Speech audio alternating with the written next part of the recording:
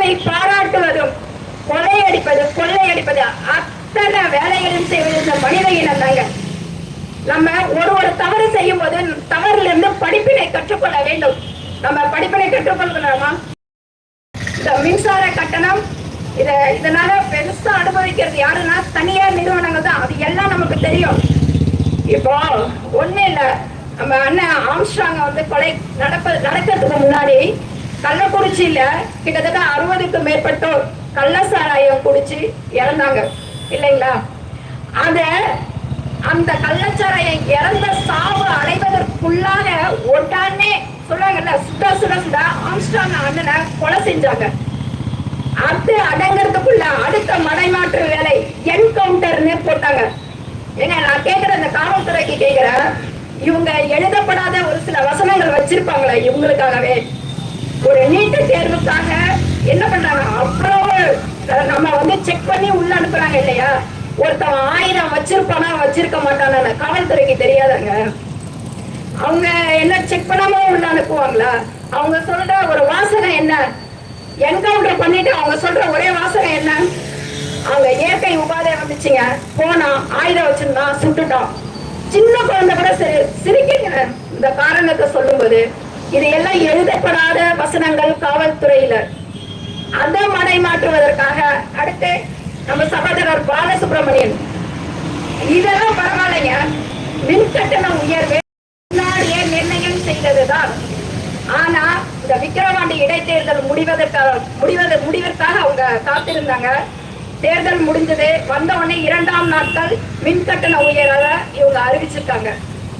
இதுல இந்த மின் கட்டண உயர்வை அறிவிச்சுட்டாங்கன்னு நம்ம தெரிஞ்சுக்கிறதுக்கு முன்னாடி இவங்க செய்த ஒரு கேவலமான ஒரு மடைமாற்று வேலை என்ன தெரியுமா? நாங்கெல்லாம் நாம் தமிழர் பிள்ளைகள்லாம் அதை பார்த்தெல்லாம் அசந்து போற ஆட்களே கிடையாது. அவங்க செஞ்ச மிகப்பெரிய ஒரு மடைமாற்று வேலை என்னன்னா, நாம் தமிழர் பிள்ளைகள் பேசின ஆடியோவை நாங்க ரிலீஸ் பண்ணியிருக்கோம் அப்படின்னு. நம்ம மக்களுக்கு அந்த ஆசையை தூண்டுற மாதிரி அந்த ஆடியோ பார்த்துட்டு இவங்க என்ன பண்ணாங்க, நமக்கு மின் கட்டண உயர்வு ஏற்றிருக்காங்கன்றதை சுத்தமா மறந்து போயிட்டாங்க. எல்லாம் சீமான் தம்பிகள் இது பேசினாங்க, சீமான் தம்பிகள் அது பேசினாங்க.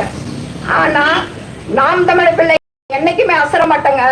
எங்கள் மீது விழுகின்ற அத்தனை வசை வார்த்தைகளையும் நாங்க படிக்கற்களாக இருந்த மிஞ்சி அடிச்சுட்டு அதெல்லாம் முறியடிச்சுட்டு இன்னைக்கு பாத்தீங்களா, நாங்க ஆர்ப்பாட்டத்துக்கு எங்க வேலையை நாங்க தொடங்க ஆரம்பிச்சிட்டோம். ஆனா அந்த 200 ரூபாய் ஊபிஸ்ல இருக்காங்கல்ல, அவங்களுக்கு வேலையே இல்லாம அதிலே உட்கார்ந்துட்டு இருக்காங்க.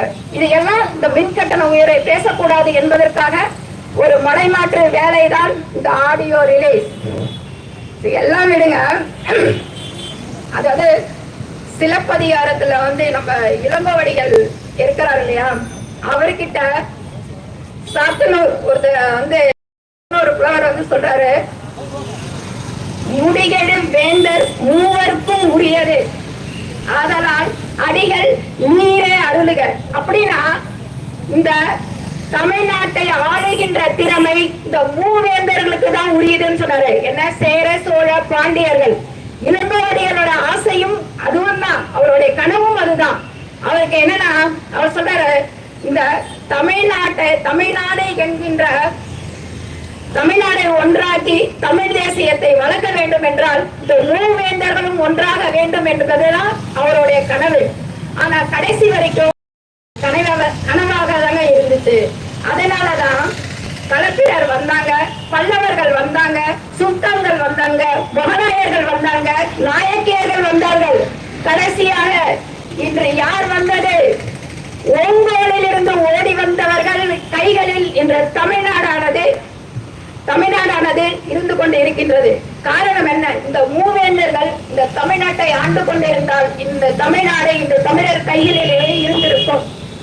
அதனால அறிவார்ந்த சொந்தங்களே, ஒரு தவறுகள் நடக்கும்போது கடைசி வரைக்கும் அந்த தவறுக்கு நாம துணையே இல்லாம தயவுசெய்து இந்த திமுக ஆட்சியை கலைத்தெறிந்து விட்டு, அதாவது மாற்றம் ஒன்றே மாறாதது. நாம் வெகு தொலைவில் இல்லை. இந்த மாற்றத்தை கொண்டு வரும் நாட்கள் 2026 நமது புலிக்கொடியானது ஏற்றுகின்ற நாள்.